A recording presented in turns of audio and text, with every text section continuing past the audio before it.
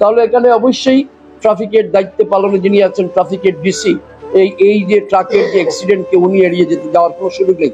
আমি মনে করি, আমি একজন সাধারণ নাগরিক হিসাবে আমি এটা মনে করি, এই ট্রাকের বিরুদ্ধে যথাযথ ব্যবস্থা এবং আগামী 24 ঘন্টার মধ্যে ওই ট্রাক চালককে গ্রেফতার করতে হবে।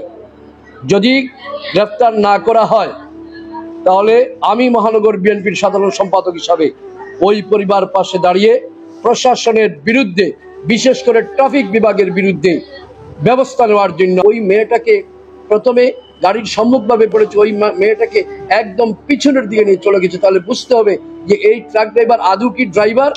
ট্রাফিক বিভাগের প্রতি আমি উদাহরণ জানাবো, আপনারা শহরের ভিতরে কোনো অবস্থায় যে নির্দিষ্ট টাইম দেওয়া আছে সেই নির্দিষ্ট টাইমের পূর্বে আপনারা টাকা পয়সা নিয়ে কোনো গাড়িগুলো ছাড়বেন না। এখন থেকে ধরেন 1.5 ঘন্টা পূর্বে সংবাদ পেলাম যে আজকে সকালে অর্থাৎ 12টার পূর্বে জিটি মিয়ার পয়েন্টে একটি ট্রাকে আমাদের উইমেন্স মেডিকেল কলেজ থেকে গত বছর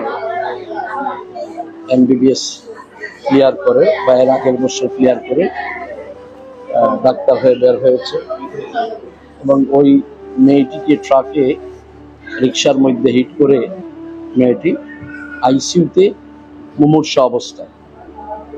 এবং যখন আমি এই সংবাদটি পাই তখন আমি সাথে সাথে খবর নেওয়ার চেষ্টা করি যে পরিবারের কেউ আছেনি। তখন আমি জানতে পারলাম যে বাবা ছিলেন, বাবা বাসায় চলে গেছেন, অন্যান্যরা আসেন। ইতিমধ্যে আমি সাংবাদিক মহল থেকে আবারও যখন সংবাদ পেলাম যে এই বিষয়ে আপনাদের মেডিকেল কলেজ থেকে ফাঁস হওয়া একটি মেয়ে এইভাবে রোড অ্যাক্সিডেন্টে তাকে খুব সম্ভব মারা গিয়েছে, তখনই আমি আসলাম এবং আমার সাথে যে দুজন ছিলেন ওরাও একটু পূর্বে বাইরে আসলেন।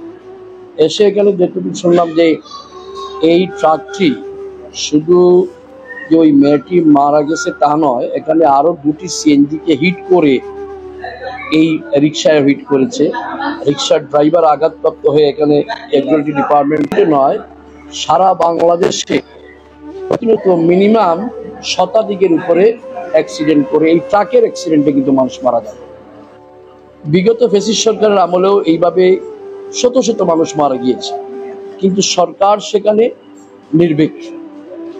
এই ব্যাপারে এই যে ট্রাক চালকরা বিশেষ করে শহরের ভিতরে যেখানে রাত্রি 10টার পূর্বে কোনো অবস্থায় ট্রাক চলাচল নিষিদ্ধ, সেখানে এই প্রশাসনের নাকের ঢগায় কিভাবে যে ঈদের আজকে দ্বিতীয় দিন সেখানে এই একটি জনবহুল এলাকা বলতে হবে যে সেলফি ব্রিজের এখানে, কারণ এখানে শেখঘাট একটি পয়েন্ট, এখান থেকে মানুষ বিভিন্ন জায়গায় যায়, সেখানে ট্রাফিকের দায়িত্বে পালন করা কেন কোনো ট্রাফিক ছিল না, সেটা আমার একটা প্রশ্ন।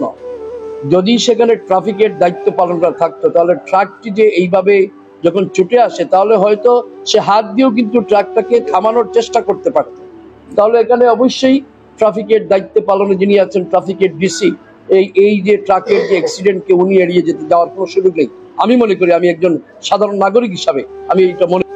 তারপরে এই যে সে ড্রাইভারটা কিন্তু দাঁড়িয়ে ছিল, এখন যদি একজন মানুষ রাস্তায় দাঁড়িয়ে থাকা অবস্থায় সে যদি নিরাপত্তাহীনতায় ভোগে, ট্রাক অথবা গাড়ি তাকে আঘাত করবে, সে তো রাস্তার মধ্যখানে ছিল না। এই যে একটি MBBS ফাঁস হওয়া মেয়ে, যে মেয়েটি চিকিৎসা সেবার জন্য SKS হাসপাতালে আসার পথে এই রিক্সা চালকের সাথে আলাপ করেছে যে রিক্সায় নিয়ে আসার জন্য, সেই নিয়ে আসার কথা শেষ হতে না হতেই একটি উজ্জ্বল নক্ষত্র যান কেড়ে নিল এই ট্রাকটি। এই ট্রাকের বিরুদ্ধে যথাযথ ব্যবস্থা এবং আগামী 24 ঘন্টার মধ্যে ওই ট্রাক চালককে গ্রেফতার করতে হবে।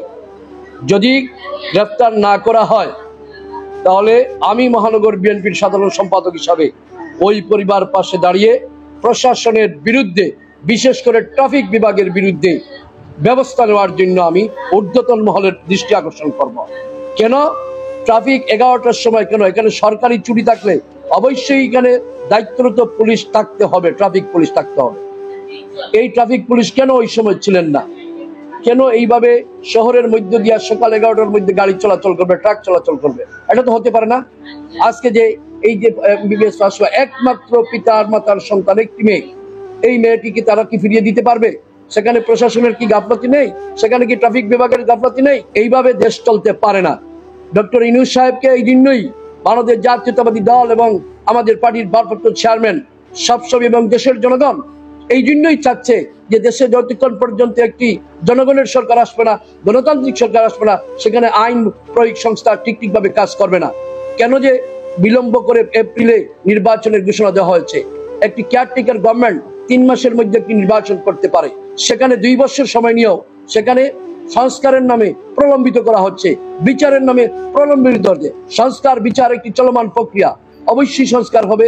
বিচারের আওতায় শেখ হাসিনা ট্রাইব্যুনাল গঠন করা হচ্ছে, যে ট্রাইব্যুনাল শেখ হাসিনা গঠন করছে সেই ট্রাইব্যুনালে কিন্তু শেখ হাসিনার বিচার হবে। কিন্তু আজকে যে শুধু সিলেটের এই জিতুমিয়ার পয়েন্টে একটি প্রাণ জড়ে গেল, এবং এই যে রিক্সা চালকটি আজকে তার মেরুদণ্ড ভেঙে তার জীবন শেষ হয়ে গেল। তাহলে দুটি জীবন, একটি জীবন চলে গেল পরকালে, আর একটি জীবন জীবিত থাকা অবস্থায় অকেজ হয়ে জীবনটা তার চলবে। এটা তো চলতে দেওয়া যায় না কোনো অবস্থায়। এবং শহরে আজকে শুধু একটা নয়, আরো যদি খোঁজ করে নিয়ে দেখা যাবে যে আরো 2টি অ্যাক্সিডেন্ট হয়েছে।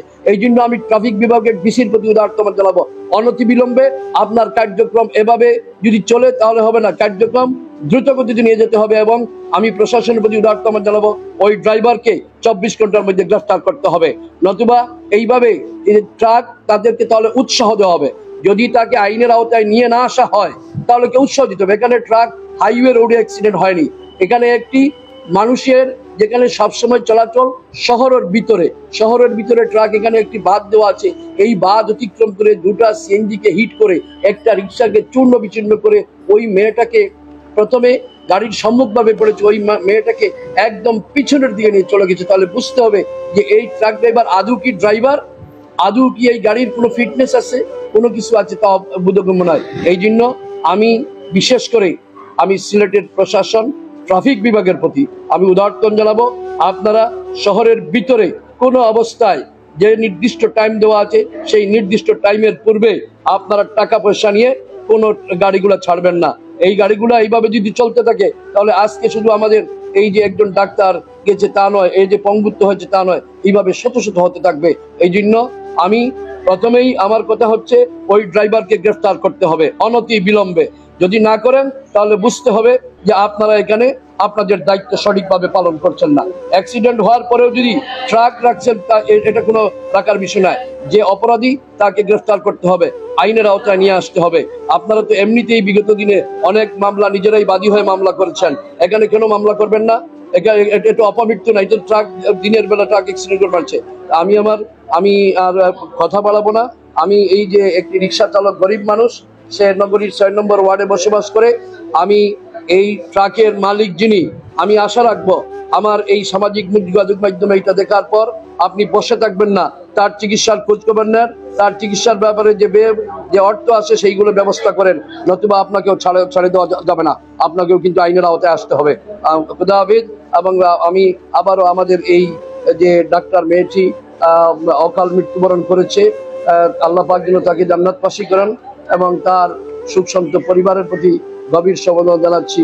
এবং তাদের বাপ চাচার মধ্যে একমাত্র মেয়ে তা ওই মেয়েটি, এই মেয়েটির যেন যে ইন্তেকাল যেটা তারা যেন ধৈর্য ধারণ করতে পারে, আল্লাহ পাক যেন তাদেরকে তাদের মনের মধ্যে এবং তাকে আল্লাহ পাক যেন তাদেরকে সান্ত্বনা দেন যে আল্লাহ পাক হয়তো কিয়ামতের দিন ওই মেয়েটাকে হাসরের ময়দানে পিতামাতার সাথে দেখা হবে। আসসালামু আলাইকুম।